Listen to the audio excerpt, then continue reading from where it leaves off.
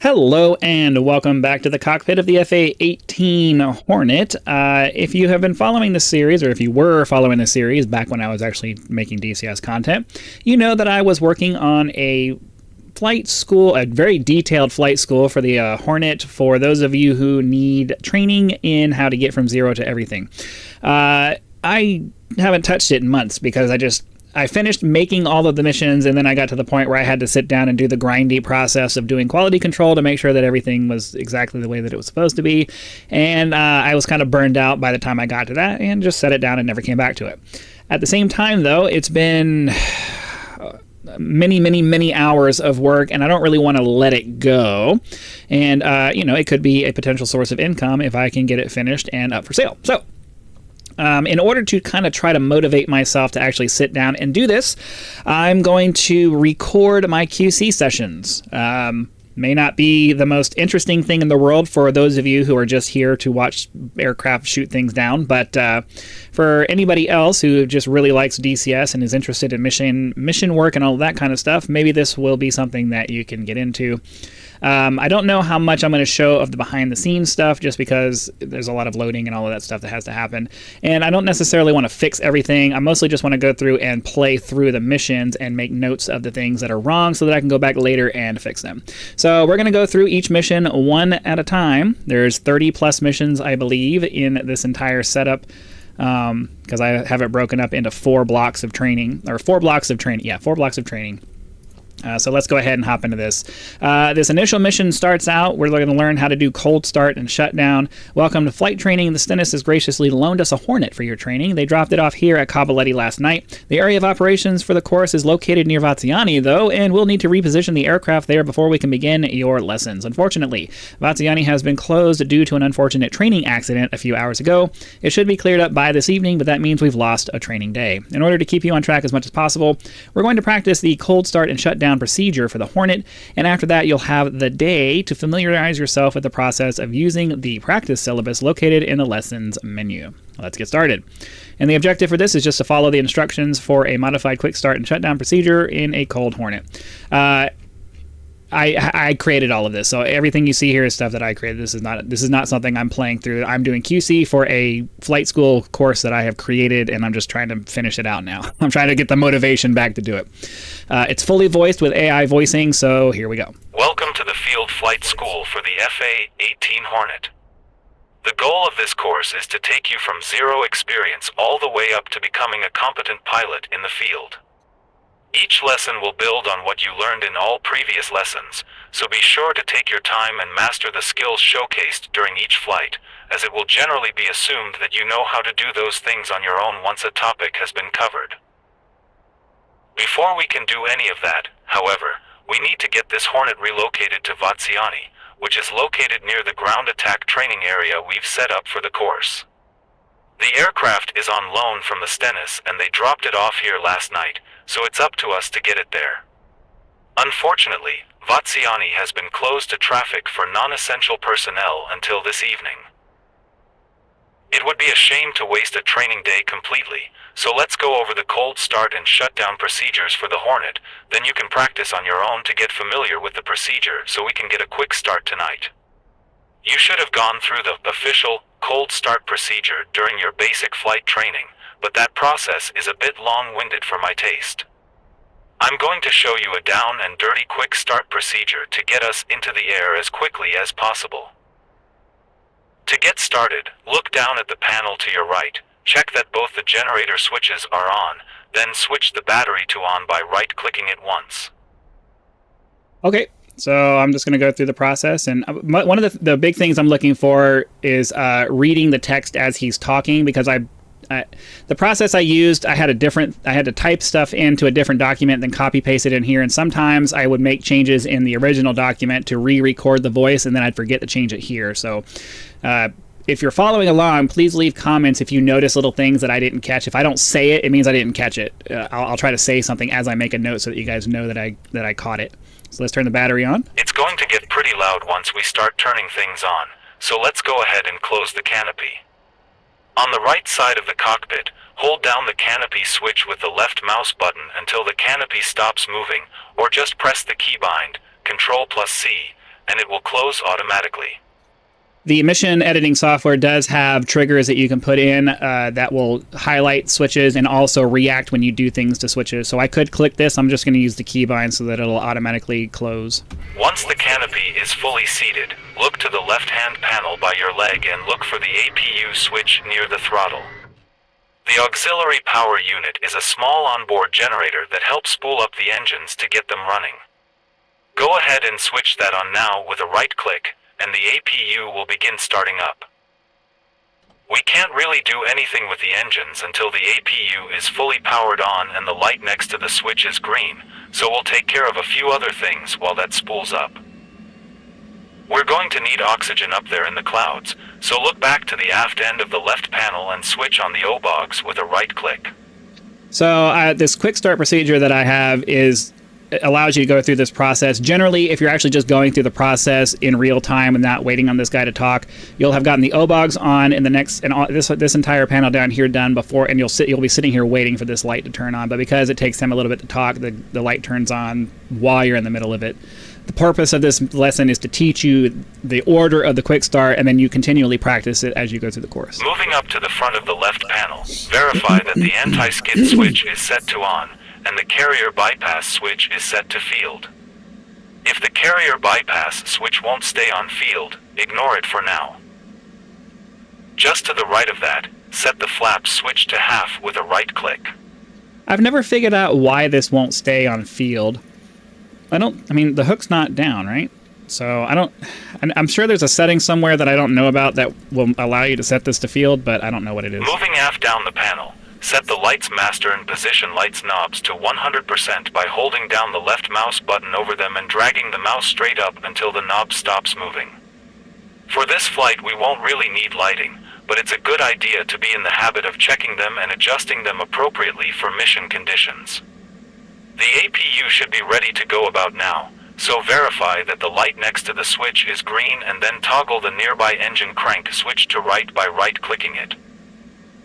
Set the right throttle to idle by pressing the appropriate keybind, R Shift plus Home. You would normally wait until the engine RPM was at 30% to do I always do both. But this is a quick start procedure and we need to get going. After the throttle is set to idle, set the left MDI in the upper center panel to day by right-clicking it twice. Now set the right MDI to day in the same way. The lower middle display is called the AMPCD, and it has a brightness knob just above the screen. Set that to 100% in the same way you did with the lighting knobs. Just above and to the left of the AMPCD brightness knob is the HUD brightness knob. Turn it up to 100%. Flight control. Find the bleed air switch on the right-hand panel. This switch is separated into two parts, a push button on the top and a rotating switch on the bottom. Rotate the bottom switch clockwise with right clicks until it comes all the way back around to norm. After the bleed air switch, find the INS switch and set it to GND with two right clicks. There's not much else we can do until the right engine is finished spooling up, so once the MDI screens are turned on, let's get them set up for takeoff.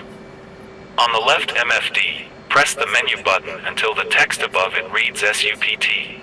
So again, the process here assumes that you're going to be rapidly going through this, so normally you would actually have to sit here and wait for the right engine to spool up as you're going through all of this stuff. So this is stuff you could be doing while you're waiting on the engine to spool up. Now press the push button for CHKLST to bring up the checklist page. Now press the menu push button for the right MDI until you're on the SUPT page. And press the push button next to FCS. The AMPCD should have a countdown in the bottom third of the display as the navigation system completes its alignment process. If the map overlay has appeared and you can't read the text, press PB3 on the left side of the screen until it disappears. The standard alignment process can take quite a while, so rather than waiting for that, we're going to speed things along by using the previously stored heading from the last flight. Press the STDHDG button to make this happen. If the flight stick is hiding your view of the button, you can hide it by pressing right-click on the base of it. By this point, the right engine should be at about 60% RPM. Let's crank the left engine with the engine crank switch. Set the left throttle to idle by pressing the appropriate keybind, Alt plus Home. We need to clear out the flight control system of any errors to get a clean status update of the system. Near the throttle, find the FCS reset button and hold it down for at least 3 seconds. Just to the left of that, hold down the T/O trim button for at least 3 seconds. This will automatically configure the aircraft trim for takeoff. Look back up at the MDI screens and take a look at the FCS page on the right-hand display. Verify takeoff trim has been correctly set by checking for 12s and 30s on the FCS page on the right MDI and confirming that there are values of 12 for the LEF and STAB, and values of 30 for the TEF, AIL, and RUD. Go back to the lower right switch panel and find the radar switch. The radar won't actually start sending out radiation until we're in the air, so there's no danger to anyone on the ground by turning it on now. Switch the radar to OPR with 2 right clicks. The FLIR is an onboard system that can be connected to an optional targeting pod that provides guidance for various weapon systems on the Hornet. It takes a while to warm up, so let's get in the habit of turning the system on during startup so we don't end up with it being unavailable at some critical moment. The switch is located just forward of the radar switch, so go ahead and toggle it to on with 2 right clicks. I'm not sure if I should. I'm not sure if I should have this go to standby or to on. I think I'd rather have it just. I personally would rather have it just on, so I don't have to remember to turn it on, and it's just available. For night flights, you'll need to adjust cockpit lighting as desired, so have a look at the various knobs just to get familiar with them, but we won't need them for this flight. The wings should already be unfolded, but you should always check this before taking off. Once all that's done, go ahead and arm the ejection seat using the lever on the right side. I do have a head tracking solution. I just, for this, since we're not going to be going anywhere, I don't want to mess with it. The Hornet has a physical countermeasure system in the form of chaff and flares that helps to avoid being hit by missiles, but we have to turn the system on before we can use them. At the very bottom of the center console behind the stick, find the dispenser switch. If the flight stick is in the way of your view, you can right-click the base to hide it. Go ahead and turn the dispenser to on with a single right click. In addition to the physical countermeasure system, we're also equipped with an electronic jamming countermeasure. The switch for it is located just to the right of the dispenser. Set the ECM switch to receive with 3 right clicks. Perhaps the most important system is the radar warning receiver, which provides information on other aircraft, and more importantly missiles, which may be targeting us with their radar. There is a small row of difficult-to-see buttons just below the AMPCD display that controls the RWR functions. Find the one labeled ALR 67 power and press it. Now let's turn on our navigation radios. TACAN is a radio navigation tool that allows you to home in on a specific radio source and use it to get where you're going. It includes several functions that allow you to do some pretty advanced navigation techniques, but we'll cover those in a later lesson. Still, it's a good habit to go ahead and enter the destination TACAN frequency prior to takeoff, if your destination has one, so you don't have to do it later while in the air. On the UFC, press the TCN button so we can set up our TACAN frequency. Using the numbered push buttons on the UFC, enter the TACAN code for Vatsiani, 22, then verify that there are 2 vertical lines next to the X on the UFC menu. Keep this step in mind because each frequency can be used in both an X or Y mode, so this setting makes a big difference. Once the UFC reads 22X, go ahead and press the ENT key. Although we've entered the information, the TACAN won't be active until we turn it on. Hold down the on OFF button on the UFC until the display reads on. The Instrument Landing System, or ILS, is a radio tool that allows us to get precise landing information so we can approach a runway in less than ideal conditions. This will again be covered in a later lesson, but let's start forming good habits now by setting up the frequency for it. Since Vatsiani has no ILS frequency, we'll just use the frequency for the Stennis. Go ahead and press the ILS button. All right, I'm going to put a note here because the F-18 has no standard ILS capability, so I need to adjust the narration for that. Change narration for ILS to let the student know there is no ground-based ILS for the Hornet. So I'll try to remember to fix that. I mean, I wrote it down here, so I will eventually fix it. Enter 11 using the number keys on the UFC, then press the ENT button. As with the TACAN, hold down the on OFF button on the UFC until the word on appears in the display. The Hornet contains software that helps you classify targets as friendly or hostile, known as the IFF. It's another system we have to turn on, so press the IFF button to select it. Hold down the on OFF button on the UFC until XP appears in the display to activate the IFF. Next up is the data link, which is an onboard communication system that relays radar information from other sources to give you better situational awareness. And hold down the on OFF button until you see the magic word. You would normally set up your radio frequencies at this point, but that is covered in the next lesson, so we'll skip that for now. Just remember to do it when you're on your own. Verify that the NWS appears on the HUD, indicating that your nose wheel steering is on. If it isn't, use the appropriate keybind to activate it. Now we wait for the quality indicator on the AMPCD to read 0.5 with a big OK next to it. If the map overlay has appeared and you can't read the text anymore, simply press PB3 on the left side of the screen until it disappears. The IFA setting for the INS will use GPS rather than onboard systems as the primary means of navigation, which is far more accurate. Once the quality is OK, turn the INS switch from GND to IFA with 2 right clicks. Verify that the APU has turned off, then release the parking brake by left-clicking on it. And that's it. Though for this initial run-through of the startup procedure we still took quite a bit of time, as you memorize the process and get it down, you'll be able to breeze through the process much faster than the official version. Since we can't get out of here today, we need to go ahead and get the aircraft properly shut down and put away. The process for that is considerably shorter, so let's go ahead and get it done. Set takeoff trim by holding down the T/O trim button for at least 3 seconds. Turn all the lights off by holding down the left mouse button on each one and dragging them down until they stop moving. Then set the parking brake by left-clicking on it and then pulling it back with the mouse wheel. Turn the O-bogs off by left-clicking it. Left-click the INS switch until it's set to off. Left-click the radar switch until it's set to off.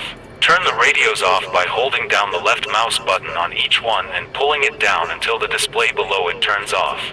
Turn off the TACAN by pressing the TCN button, then holding the on-off button until it shuts off. Open up the canopy by either holding down the right-click button on the switch or pressing the appropriate keybind, Ctrl+C. Disengage the nose wheel steering, NWS, by using the appropriate keybind. Then set the flap switch to full by left-clicking on it once. Turn off the left engine by using the appropriate keybind, Alt+End. Then turn off all displays by reversing the procedures we used to turn them on. Turn off the right engine by using the appropriate keybind, R-Shift+End. Now turn off the battery to complete the shutdown by left-clicking on it once. And that completes the shutdown procedure. We're done for now. But you're free to spend some time practicing the startup and shutdown procedures so you can get them down for a quick startup for our flight this evening.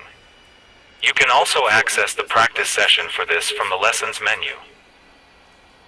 Report back here at 2000 so we can get over to Vatsiani by the time they reopen and get the aircraft put away for the night. All right, and like I said, I tried to put a storyline together for this so that, it feels like you're actually going through a course and you're interacting with a person and that kind of thing. So, I tried to throw little things like that in there, the little training accident for the reason why we're practicing a cold start and all that.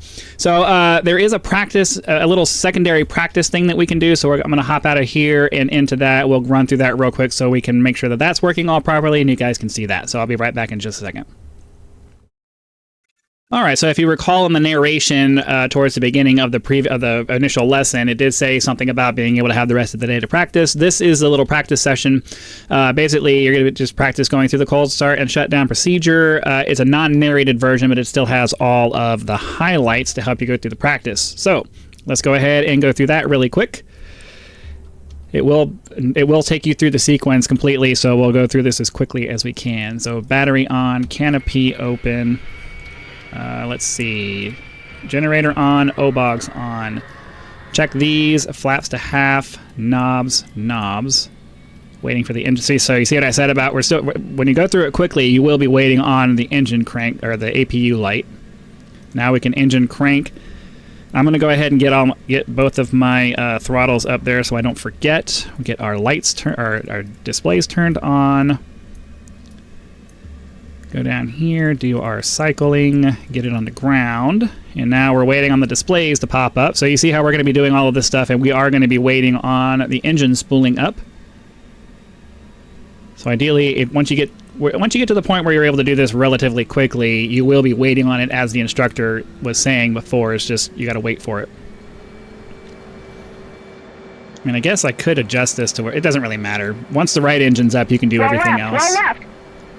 Flight controls. Okay, so we need to get the checklist up. Controls. This is kind of arbitrary. It's a personal preference thing. You don't necessarily have to put these screens up. It's just what I chose to put on there. So we're waiting on the screen to pop up. We're doing the stored heading so that we don't have to wait for that. Get the left engine cranking, FCS reset, take off trim, get our radar turned on, the FLIR turned on, check our lighting, check our wing fold, and go ahead and get the seat armed, get our dispenser on, get our ECM on, get our RWR on, turn our TACAN on, I believe it was 22 X-ray, and turn that on, get our ILS on for channel 11, and turn that on, IFF on, data link on, and then we're just waiting for this to be okay. So we're going to go ahead and advance some time here so we don't have to wait for that. Where's the Control Z? Just got to remember the time compression key bind. So we're just waiting for this to say OK.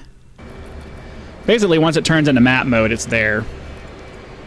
That's that. Disable the parking brake. Now it's the shutdown. So you'll get a little start at complete saying that you did it right. So take off trim, lights off, parking brake off, O-bogs off. Radar off, radios off, TACAN off, canopy opened, flaps to full, turn off all of our display. Well, hold on, I think we're supposed to turn off one of the engines here. Then we turn off all of our displays. Sorry. It's one of those things you have to remember because I didn't have a way of, I couldn't figure out how to highlight the throttles there. We turn off the right engine. That gets done there, and that's the shutdown. All right, so that's the entire process. That's basically lesson number 1. There's lesson 1, which is the full-on instruction mode, and then there's like a 1.1 or a 1.a or something like that. I forget exactly what the name of the mission of the number is or whatever. But anyways, yeah, it's a practice for the cold start and shutdown, and allows you to get through that. So next up will be it'll be something. Next up, let's go back to the mission editor. I just need to look at my list of missions here. Next up will be the relocation flight, the part where we're actually going to fly and learn how to take off and land and do all that stuff.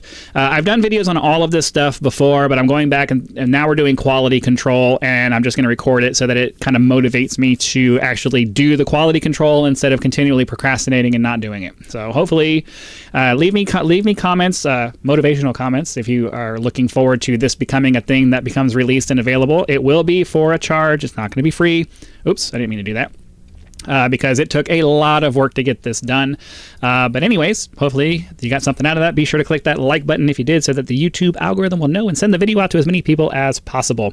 If you're not subscribed, please consider doing so now so that when the next video comes out, it will show up in your feed and you'll be able to watch it as soon as it becomes available. Channel members do get early access to all of my content, so be sure to click that join button, check out the list of options available there, and decide if any of those are right for you. If you're not interested in a continuing commitment, there is a way to provide a tip in the form of the thank thanks button for a one-time contribution. Your contributions are greatly appreciated and a critical component to helping to turn this into a full-time gig, which is the dream.